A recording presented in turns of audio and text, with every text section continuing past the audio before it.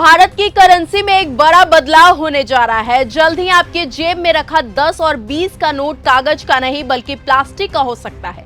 सरकार ने इसके ट्रायल को मंजूरी दे दी है और अगर ये प्रोग्राम सफल रहा तो भारतीय करेंसी का चेहरा बदल सकता है।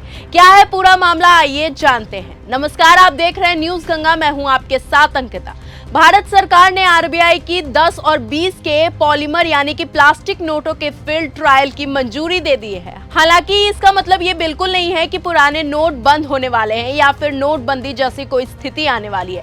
फिलहाल ये सिर्फ एक ट्रायल है जिसके बाद आगे का फैसला लिया जाएगा। आरबीआई ने अपने केंद्रीय बोर्ड की सिफारिश के बाद 10 और 20 के करीब 1-1 अरब पॉलीमर नोट ट्रायल के लिए बनाने का प्रस्ताव दिया था, जिसे अब हरी झंडी मिल चुकी है। अगर ट्रायल सफल रहता है और एटीएम समेत बैंकिंग सिस्टम में कोई दिक्कत नहीं आती, तभी इन्हें बड़े स्तर पर लागू करने का विचार होगा। अब सवाल यह है कि ये पॉलीमर नोट आखिर होता क्या है। दरअसल मैं आपको बता दूं कि भारत में अभी जो नोट इस्तेमाल होते हैं वो सामान्य कागज के नहीं बल्कि 100% कॉटन फाइबर से बने होते हैं। वहीं पॉलीमर नोट एक खास तरह की प्लास्टिक पर छापे जाते हैं जो ज्यादा मजबूत और टिकाऊ मानी जाती है। ये नोट जल्दी फटते नहीं हैं, नमी से खराब नहीं होते हैं और लंबे समय तक चल सकते हैं। लेकिन पॉलीमर नोटों की सबसे बड़ी खासियत उसकी सिक्योरिटी टेक्नोलॉजी है। इसमें एक पारदर्शी विंडो यानी कि ट्रांसपेरेंट सेक्शन होता है जिसके अंदर हेलोग्राम और कई एडवांस सिक्योरिटी फीचर जोड़े जाते हैं। यही वजह है कि इसकी नकल करना सामान्य नकली नोटों की तुलना में कई ज्यादा मुश्किल माना जाता है।